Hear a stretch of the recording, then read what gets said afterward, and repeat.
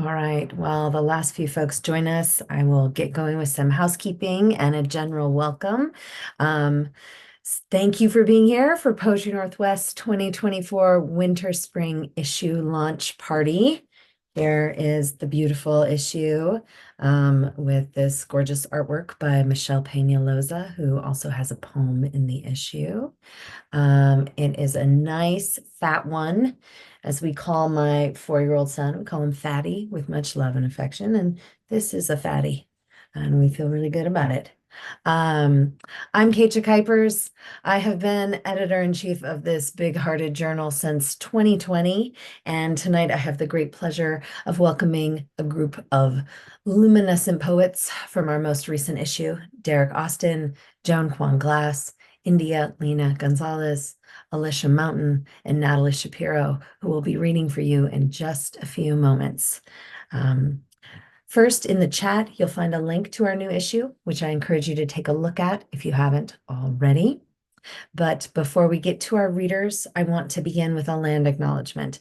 Not because it's like what we always do, but because it's what we need to remind ourselves that we know. A land acknowledgement can sometimes feel like a formality. I know this, especially on Zoom, when we're all tuning in from different occupied lands. However, I believe it is much more than a formality. I believe that it is formal and that it is a formal showing of respect, but it is also about remaining vigilant in our awareness of our bodies and their power as individuals and communities. I am joining you today from Missoula, Montana, the longtime home of the Salish and Kalispel peoples. I feel gratitude every day for my life here in this river valley where I remain a guest. You'll see in the chat also a link to Native Land Digital, where you can find out whose land you're currently living on. I hope you'll actively participate in our acknowledgement by sharing with us in the chat the native lands that you are joining us from tonight. Now I want to introduce 3 of the wonderful women from our team at Poetry Northwest. At the front of the house, I am delighted to be splitting the MC's mic with our senior editor, Malvika, and we also have Mailyn Gotlund here again with us to provide live ASL interpretation for our readers and audience. Behind the scenes, we have the wonderful Carrie Purcell-Collar, a longtime member of our staff and family, helping to run Zoom Tech. Thank you all so much for being here tonight. Now, before we hear from these powerful writers, I want to share with you a poem which I know many of us have been returning to lately. Dedications is the 13th and final section of Adrienne Rich's An Atlas of the Difficult World. The poem was completed in 1991 during the midst of what we think of as the first Palestinian uprising. Jane Hirschfield has called this book-length poem a map of unsolved griefs and has said that its central intentions and gifts is the way it enacts and expands our sense of what and who we might mean when we say the word we. This final section that I'll read for you tonight is the section of solace, something which I'd argue we find simply in the act of being seen. 13 dedications. I know you are reading this poem late before leaving your office, of the one intense yellow lamp spot in the darkening window, in the lassitude of a building faded to quiet long after rush hour. I know you are reading this poem, standing up in a bookstore far from the ocean on a gray day of early spring, faint flakes driven across the plain's enormous spaces around you. I know you are reading this poem in a room where too much has happened for you to bear, where the bedclothes lie in stagnant coils on the bed, and the open valance speaks of flight, but you cannot leave yet. I know you are reading this poem as the underground train loses momentum, and before running up the stairs toward a new kind of love your life has never allowed. I know you are reading this poem by the light of the television screen, where soundless images jerk and slide while you wait for the newscast from the Intifada. I know you are reading this poem in a waiting room of eyes met and unmeeting, of identity with strangers.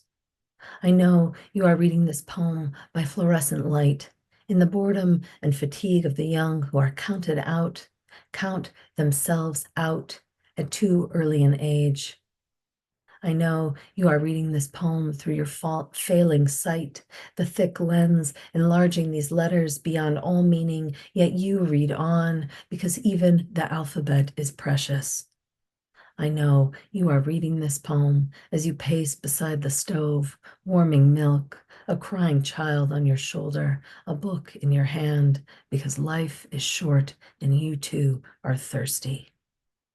I know you are reading this poem, which is not in your language, guessing at some words while others keep you reading, and I want to know which words they are.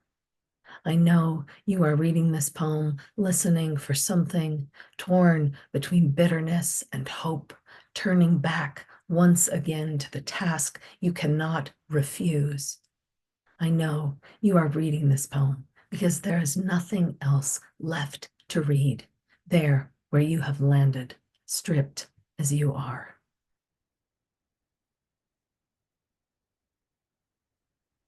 Whether you have loved ones in Gaza, or even if the only thing that seemingly, and I say seemingly, connects you to those who are part of the Palestinian diaspora forcibly scattered across our world is your shared humanity. As poets, as readers, as writers, we are always here to say, we. Let that be what we do tonight. And now, to introduce our first reader, I gratefully pass the mic to Malvika. Thank you so much for that beautiful invocation, Keetje, and such a beautiful way to open up the space. I'm honored to be introducing Derrick Austin. Derrick Austin is the author of Tenderness, a book that came out with BOA Editions in 2021, winner of the 2020 Isabella Gardner Poetry Award, and Trouble the Water, which came out in 2016. Derrick, take it away.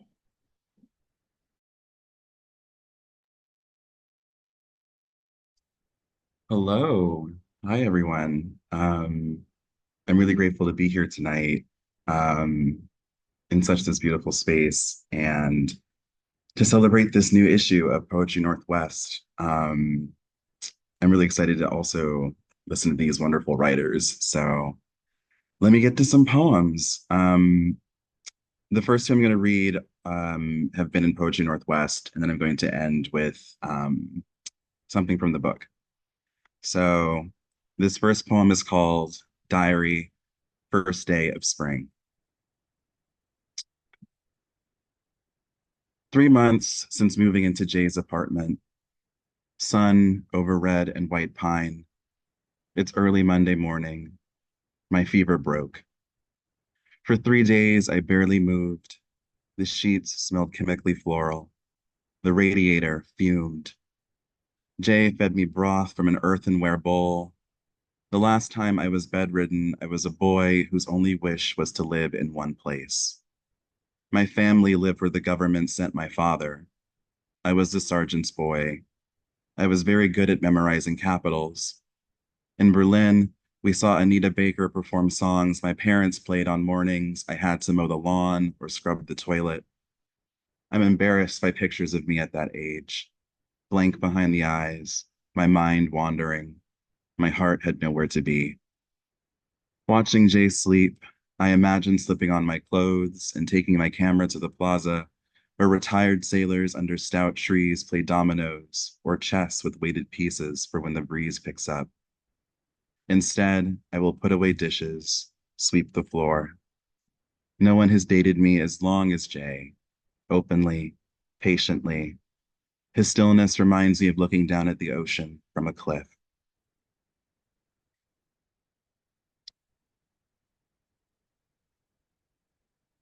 This next poem is called Moments Before Cherry Jubilee, lip syncs a Phyllis Hyman classic.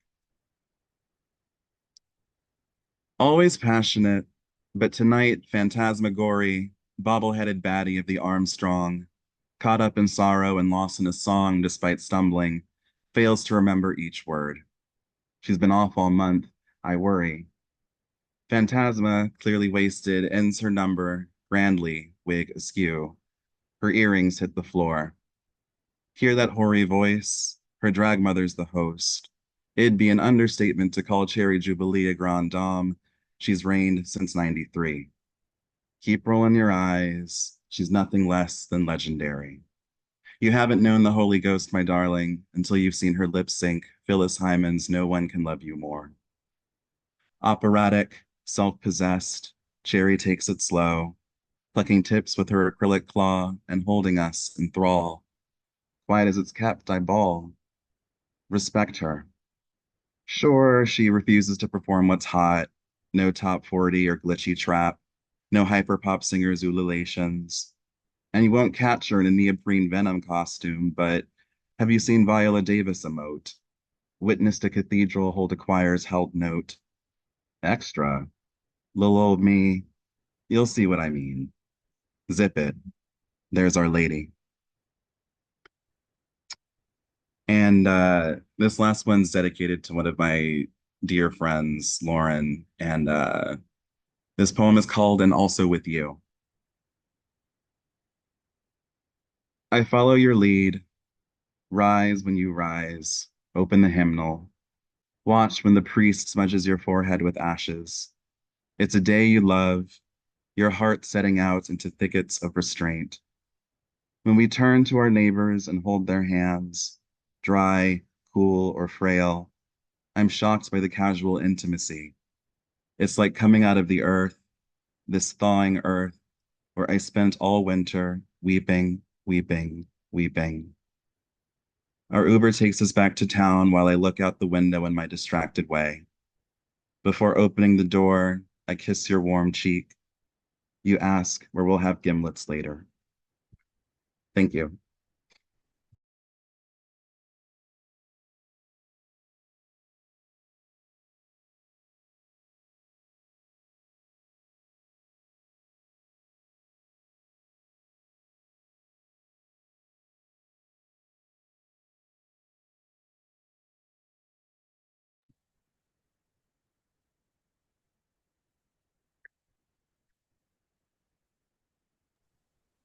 Barry, is it Malvika? Is it you or me? Carrie, will you throw me up into that spotlight? Thank you. All right, here we are.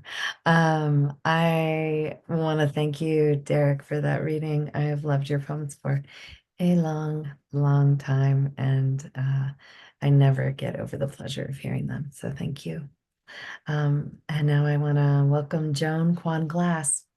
Joan Kwon Glass is the Korean-American author of Night Swim, winner of the Diode Book Prize, and the chapbooks How to Make Pancakes for a Dead Boy and If Rust Can Grow on the Moon. She serves as poet laureate for Milford, Connecticut, editor-in-chief for Harbor Review, and as a writing instructor for several writing centers, including Brooklyn Poets and Hudson Valley Writers Center. Joan's poems have been featured or are forthcoming in Poetry Daily, The Slowdown, Cherry Tree Lit, Ninth Letter, The Margins, Tahoma Literary Review, Prairie Schooner, Salamander, Texas Review, and elsewhere. She lives in coastal Connecticut with her family. Please welcome Joan. Hi, thank you so much for that beautiful introduction, and thank you, Derrick, for your poems. Um, I'm going to start with the poem that appeared in this issue of Poetry Northwest. And I just want to put out there that this is a poem that was rejected, I think, over 20 times. And I had actually forgotten that it was still in the queue for Poetry Northwest, and was just completely shocked when it was accepted. So I do want to give content warnings for the three poems I'm going to read. The first one does mention suicide. It's about the suicide of a student that I had about 20 years ago when I started teaching. And the other poems, and just all the content warnings, basically, anytime that I read any of my poems, I don't really write light ones. So this is Petals. I want so badly to be the teacher who inspires joy, who opens the classroom windows so wide that mammoth butterflies fly in. My students can't help but dance in their dusted, luminous arms. At night, my students would dream in color because I have loved them out of black and white. The end of day bell could signal a new era, new empire, complete with chariots that fly. The condemned released, as a flurry of pigeons bursts from the lion's den, and emperors never turn down their thumbs. In fact, they do not have thumbs at all. Flowering branches have grown where their hands had been. The truth is, most of the time, I am not the sort of teacher I want to be. Most of the time, I am satisfied with the fact that I have not hurt any of my students, that they leave my classroom still believing that all things are possible just because I haven't told them otherwise. When I was 23, one of my students drew flowers all over his test paper, turned it in without any answers, just winding, tangled vines, shameless, empty petals waiting to be filled with fuchsia. I don't remember if I said anything to him about it or just put a 0 in my grade book, too tired or overwhelmed that day to decide what should be done. That summer, he took his life. A rumor circulated he had been gay. After his death, his family placed the brightest yellow flowers cut from their stems so gently, with such reverence, over his eyes and between his lips.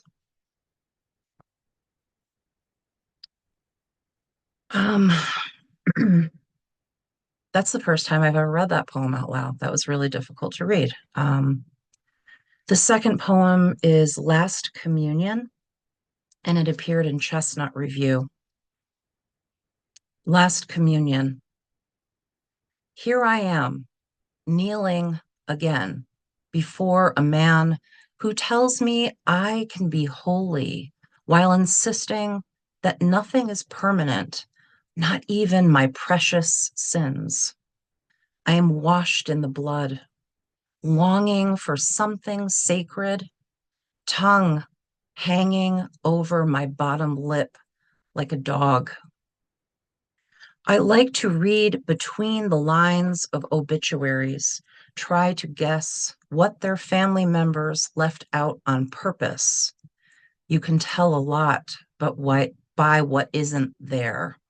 For example, vague obit of healthy teenager, death by overdose. 50-year-old mom who was a brave warrior, breast cancer. 30-year-old male, donations to NAMI in lieu of flowers, suicide. My sister was an asshole, and now she's dead. Though her life ended at 37, I wrote her eulogy as though she died at age 9, because that was the last time she wasn't an asshole, and I wanted to say something true without pissing everyone off. Here's the thing. If all we have to do is erase our gravest mistakes, is to take communion or stop breathing one day, what is keeping us from making them all? From relishing each one, knowing in the end they will not define us? When I die, please tell everyone the truth about me, that I walked around this place believing I was a little better than most, that twice I turned away from true love out of pride, revered books more than men, that I did, in fact, have a favorite child. While you're at it, reveal this truth about us all, that each of us has secrets we take to the grave, things we want to admit, but are certain no one wants to hear. Tell them that the very last time I ever took communion, I closed my lips around the priest's finger, let him feel my hot tongue against his skin, and he let me. Whew.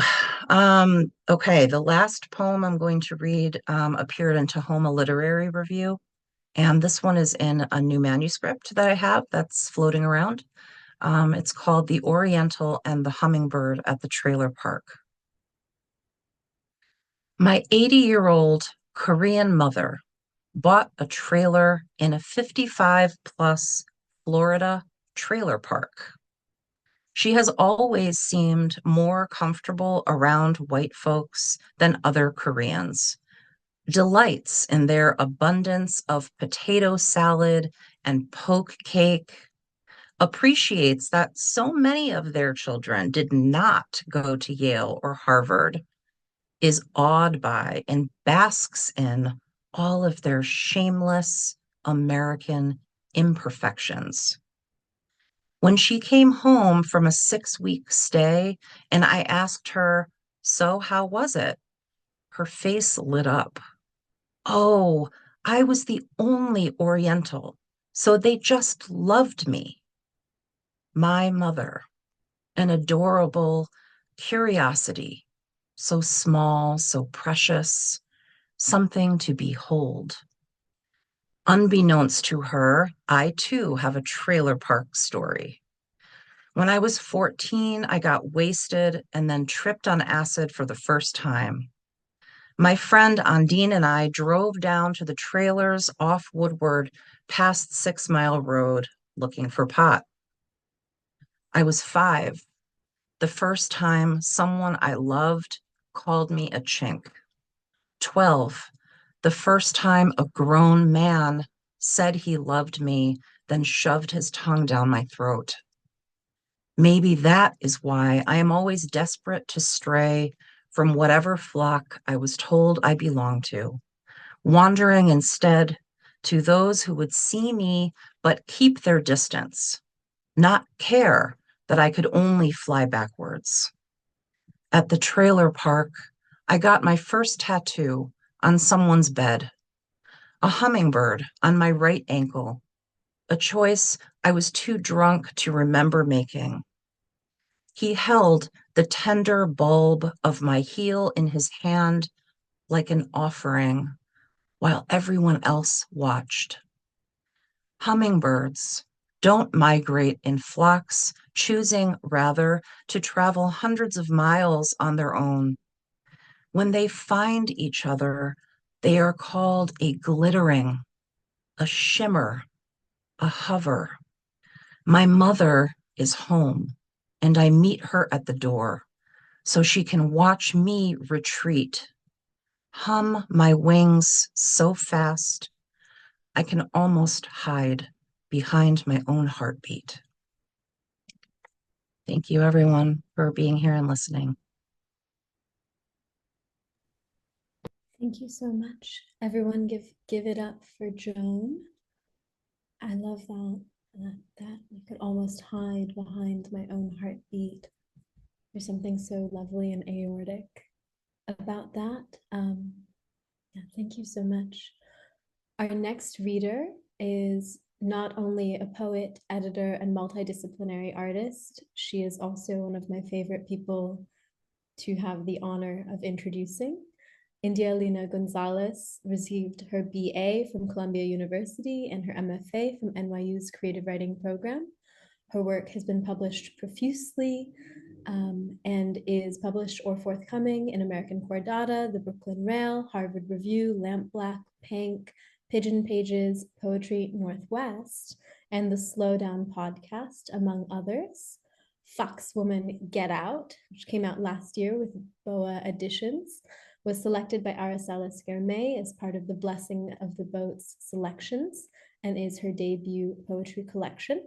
India is also a professionally trained dancer, choreographer, artist, and has had the pleasure of performing at Lincoln Center, the Kennedy Center, St. Mark's Church, La Mama, New York Live Arts, and other such venues. She is the features editor of Poets and Writers magazine. Please put your hands together and give a warm welcome for India, Lena González. Thank you for that intro, Malvika. Thank you all so much for having me. I'm humbled to be in such esteemed company, truly, Derrick and Joan. Wow, I'm going to try to follow that up, but I don't know if I can, to be honest with you. So honored to be in this latest issue of Poetry Northwest. It's so beautiful. They're always beautiful, but this one, yeah, it's a fatty for sure. I just held it in my hands and was like, this is substantial in the best way. I'm going to read 3 poems for you all. They're smack dab in the middle of my debut collection. And to Keetje's point earlier about the land that we're all on, these poems came out of my response to being in New Mexico. And I think it's so important to honor the lands that we visit or that we live on, to know the memory of the land, what it holds, what it remembers, how it's been ravaged, how it's trying to heal, to understand the spirit of the land and the original people of that land. And so for me, being in New Mexico, incredibly healing, and it had me having feelings about my own indigeneity and things of that sort. So I wanted to read those 3 for you all this evening, this night, this afternoon, depending on where you are. Desert Room Number 1, 10,000 Waves Spa. We drove higher up, 3 feet away from night sky, and stripped to our skins. In the women's communal tub, everyone was bared.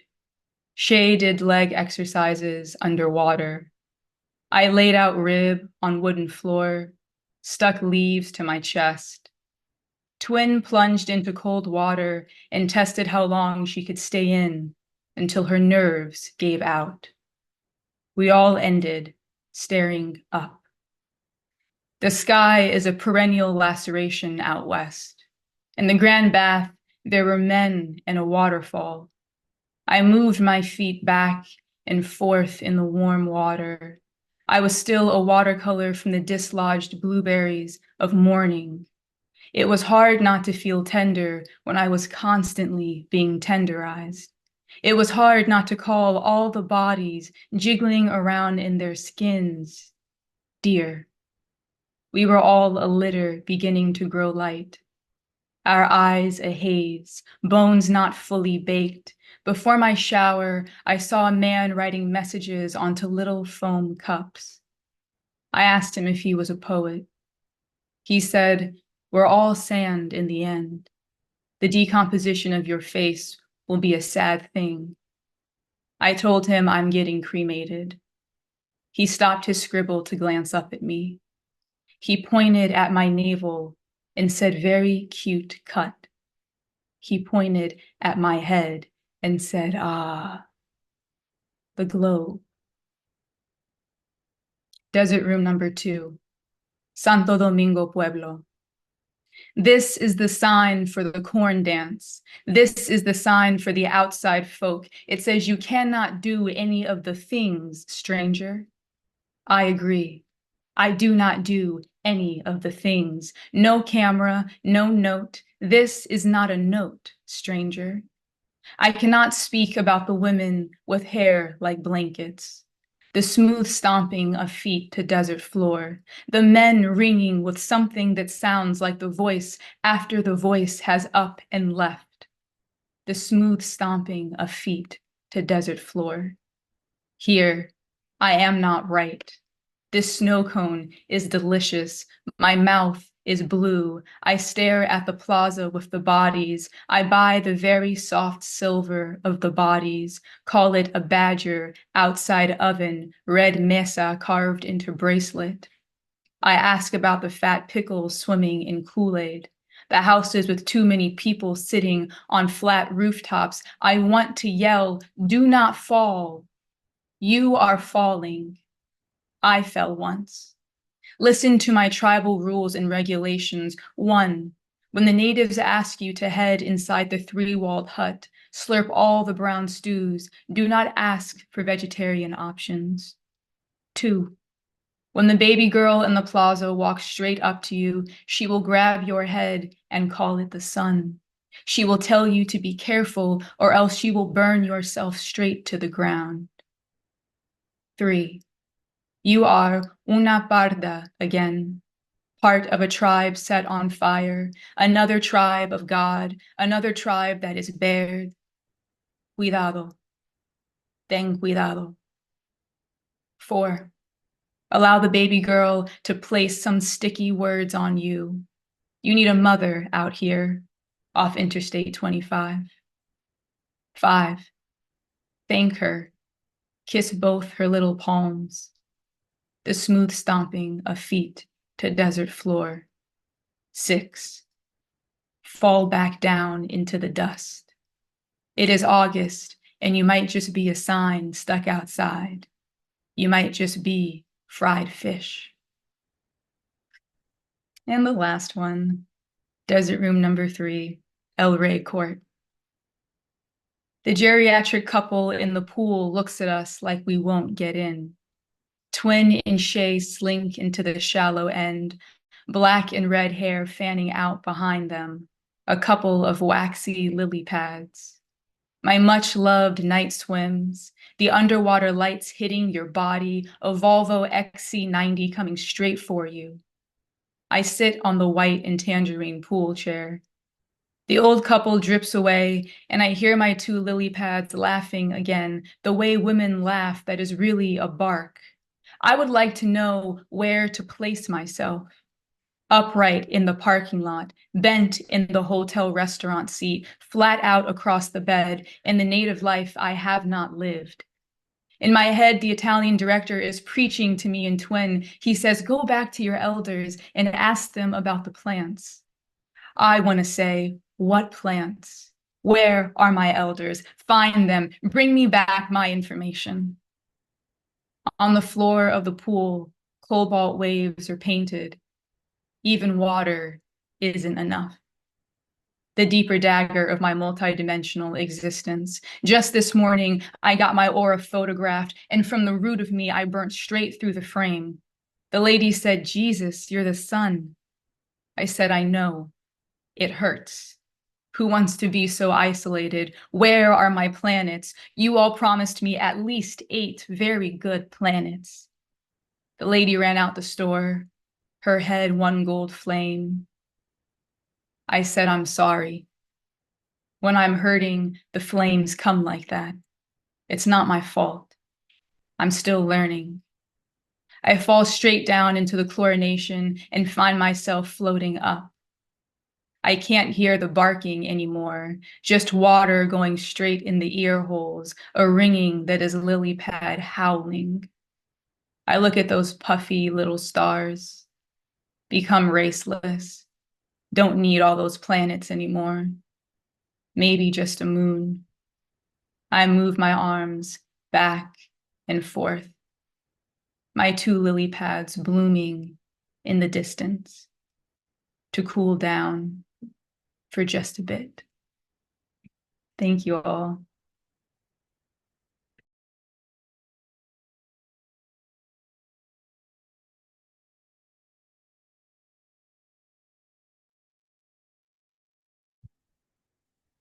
So good. So good. If y'all do not have India's new book, you have to get it. Not only are the poems fantastic, but the cover. Yes, hold up that cover, Malvika.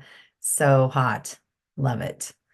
Oh, yes, I agree. Alicia in the chat just said everyone is killing it. And yes, they are. And I know you will too.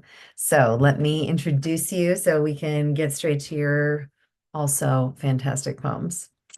Alicia Mountain is the author of High Ground Coward and most recently Four in Hand. I have to say this was a really good year for new books of poetry. So another exciting book that is still pretty recent in the world. She was a Clemens Doctoral Fellow at the University of Denver, an artist in residence at the University of Central Oklahoma, and selected by Brenda Shaughnessy as winner of the Iowa Poetry Prize. Mountain serves on the board of directors for Foglifter Journal. She is a lesbian poet based in New York City and an assistant teaching professor in the Writers Foundry MFA program at St. Joseph's University in Brooklyn. I can't wait to hear these poems. Thank you so much. Hi, everyone. I'm totally speechless from the poems I've just heard from Derrick and Joan in India, which is a shame because I have to speak now. So I'll do my best, but you can forgive me. Thank you, Poetry Northwest folks. So all of these poems that I'm going to read are from Poetry Northwest over the years.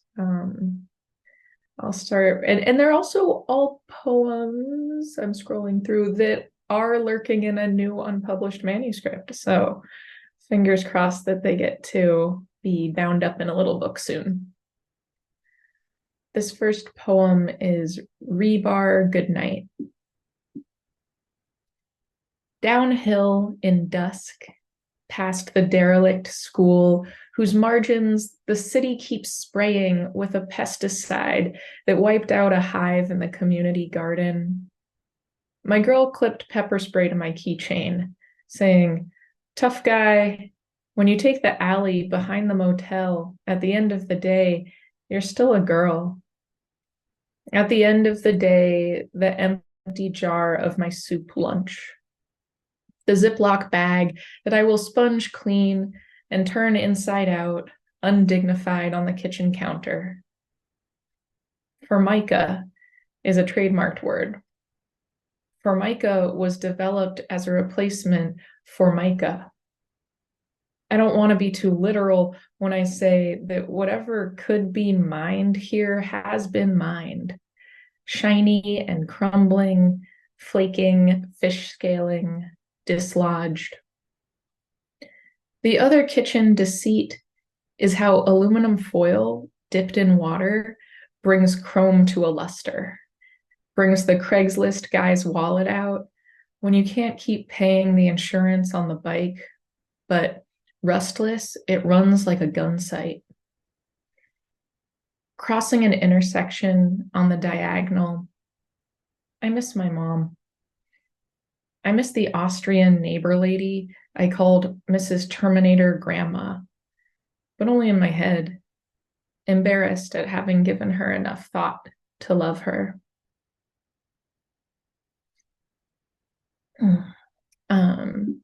Thank you also to our interpreter. I appreciate your work tonight. Next up is a poem, a short poem called Nocturne at Parting.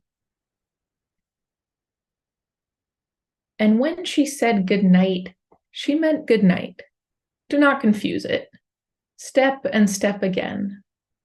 The gray dusk settles silty into its now powdered leaves. The heel that you will drag until you die is muffled, is made good. And when she said good night, she meant good night, good boy, good dog, belly up for a love that scratches. Night so good when left alone, it tore nothing to shreds, it made no mess. And you who want for mess left with a nod. And when she said good night, she named you night, a gallant darkness. You are everywhere. The shadowless owl, the bright hunted eyes, a fearsome gallop back to the east wind, wounded and sanguine and mercenary.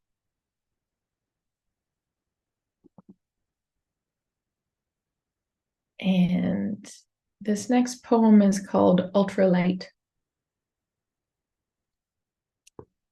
We've been using the wrong platform, one of the ones with no encryption. I've been standing on the wrong platform for the train I want. It's been so long. They embraced the wrong platform, and still I voted. This time I mailed it in. The wooden planks out back at the farm behind Emma's house. They're rotted through around the edge of the platform. It will hold the tent, though, if you're careful in setting it up with where you put your feet. and with yourself in sleep. When you put away your flashlight and book, know that the tent doesn't stand for privacy, for partisan embrace, for the subway car glowing toward you deep in the night of the tunnel.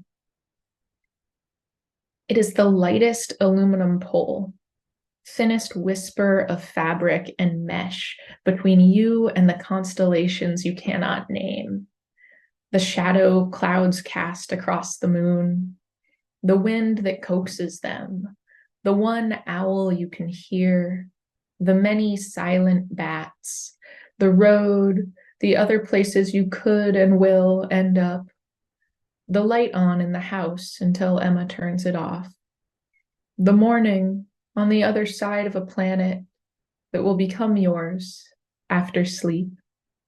Everything, everything that holds this all up.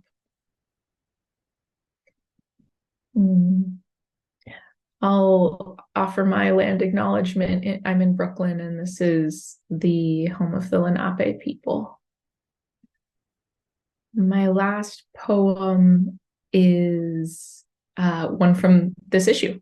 It's a little bit longer, but not too long.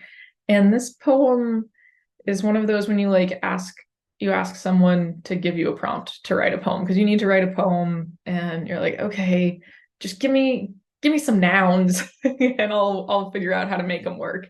So often when I'm a little stuck, that's how things happen. This is called Matter.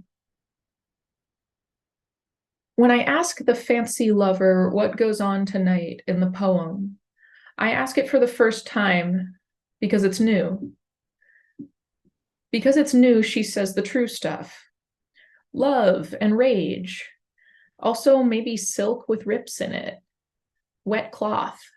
Something tactile. Moths eating cashmere. I haven't stopped flinching from the bad lover, whom I never think about, whom my body tries to flee when it gets spooked. In therapy, I get back to my own birth and see my 8-pound self fully enraged at being rent from what I thought was myself until I was outside it. I didn't believe in that trance sort of modality until I couldn't talk my way better. It's winter, and I ask my mom for silk long johns because they can go inside any other pant. They are that thin. So thin that after a whole season beneath jeans, I'll wear holes through them at the crotch, at the thigh, at the coming together place. In lesbianism, we are so rarely coming together. I am so rarely wearing silk. Before the shower, I make my body hair shorter and gather the clippings and flush them. After the shower, I make the dry towel into the wet cloth I need it to be for this poem. At the time, I didn't know that's what I was doing. I thought I was just being regular. Therapy is still on Zoom and sometimes FaceTime. Each week before I log in, I fill my mug with water. I take a dry folded bandana from the drawer and place it beside my mouse. These props are just here. This was not planned, but it's true. Take a dry folded bandana from the drawer and place it beside my mouse. Sometimes last week's bandana is still around. That is too funny. And sometimes it has become a coaster. About the moths eating the cashmere, I wish they wouldn't. It's so irritating. Cashmere-itating. Poet, this is why we can't have goat soft things. Because the tiny unattended hunger unweaves luxury. I mean, the fiber comes to stand for something slowly, silently rent apart. When I found the hole, I lent the garment my rage, thinking it was love. What does it matter, the difference, when all I do is flee? Thank you. Wow. Everyone give it up for Alicia. that last poem, I think I would just like to listen to you talk through your most banal thoughts, or like read your ephemera. Just it's like all very lovely and kind of quite dry and funny. Thank you so much. And now it's my honor to introduce our closing poet for the evening. Natalie Shapero is the author, most recently, of the poetry collection Popular Longing, one of my favorite pastimes. Her next book, Stay Dead, will be published in 2025 with Copper Canyon Press, and her writing has appeared in yours truly, Poetry Northwest, The New Yorker, The New York Review of Books, The London Review of Books, and elsewhere. She lives in Los Angeles and teaches at UC Irvine. Here for you today, please give a warm welcome to Natalie Shapero. Thanks so much. Yeah, it's so cool to be here and to be reading with these fantastic poets. I'm very honored to be included in this company and in Poetry Northwest. And I just want to say thanks to Keetje and Malvika and Carrie and everyone there for putting this reading together and for making this wonderful magazine. I feel like, we're very fortunate to have this writing community that we can come to in all times, but especially in difficult times. And the writing world has been especially important in my life over the past months through Writers Against the War on Gaza. And I just want to shout them out if you're interested in taking part in what they're doing. Writers Against the War on Gaza.com, just one of many ways to stand together for a free Palestine. I'm going to read thank you. I'm going to read 4 short poems, the last of which appears in the new issue of Poetry Northwest. The first one's called Big Mistake, Big, Huge.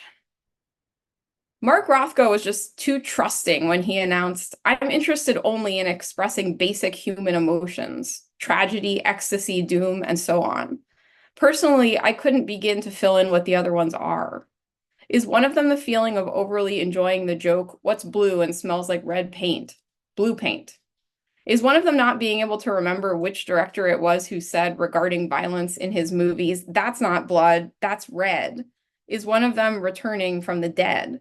Strolling back into the world, I felt like the movies, Julia Roberts in Pretty Woman, decked out and making her beeline for the boutique that declined to serve her. Big mistake, big, huge. The silk lame, the gold brocade is one of them. They could have had it made." This next poem is called Black on Dark, Sienna on Purple. It tells you the real name of Mark Rothko if you want to know it. Black on Dark, Sienna on Purple. I do enjoy beholding the rectilinear pictorial output of abstract expressionist Marcus Yakovlevich Rothkowitz at the Museum of Contemporary Art in downtown Los Angeles, where the wall text provides not only the artist's places of birth, but also their places of death. Giacometti in Switzerland, Arakawa in Manhattan. We play a game where we try to guess how everyone died based on where they died. Chris Burden in Topanga Canyon. Whenever you die in a canyon in Southern California, it kind of sounds like you got murdered, but maybe die anywhere, and it always kind of sounds like you got murdered. Even or especially a studio on East 69th Street, Hedda Stern, born Hedwig Lindenberg in 1910, responded to the news of Rothko's death. Who was this man, Mark Rothko, who killed my friend? Larger papers. I've seen enough films where a character nicks himself shaving or maybe has a bread knife slip and the thin run of blood is supposed to stand for some violence, for something he did and is desperate to cover up, but the truth will out. I've seen enough. that when I graze my own hand on the jag and the railing and find I've been cut, I ask, what did that symbolize? As though I'm some puny reporter hollering out at a sought director who is ducking into a limo. Over here, what did the blood symbolize? And I never get an answer. I have to read it in other papers, larger papers, studios taking out full-page ads, so of course they get privileged access. I'm so resentful that I look away when I see them being read on benches and beaches, all those sections: business, style, metro, nation, real estate, world. My God, does it ever end? And then I will just close with this poem from the current issue. It's called Spacewalk. Big deal. The solar system is replete with rubble left over from its formation. Join the all my circulating garbage. I used to talk stuff out with the dead, but now I can't even do that anymore. They stopped understanding my references. They failed to intuit tone. We are witnessing an unprecedented divide between this life and after. They only want to be with their own. I drown myself, but unfortunately, I can't find the ocean. Though it seems like just a minute ago it was right here with its bread knife fish and its putty knife fish and all its landed modules down from space. Travelers, welcome home. I heard they give each astronaut a pill to end it all up there if needed, if the spacewalk turns out bleakest. Look around. You know what I want to know. Do they get to keep it? Thank you.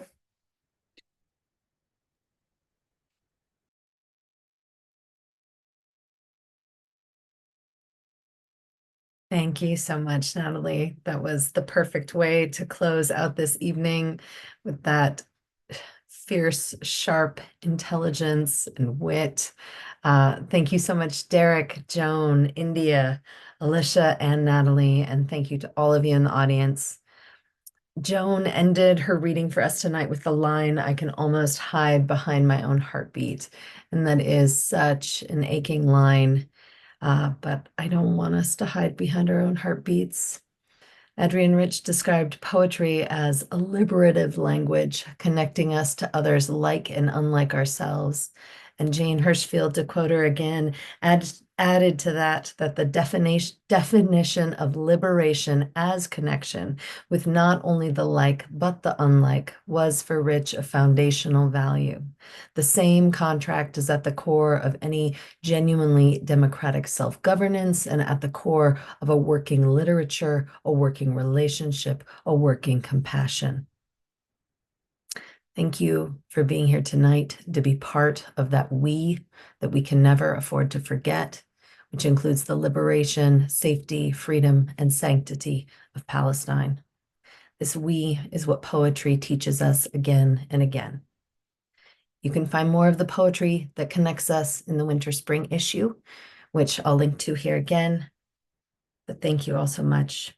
Don't forget to hold yourselves and each other close. Good night.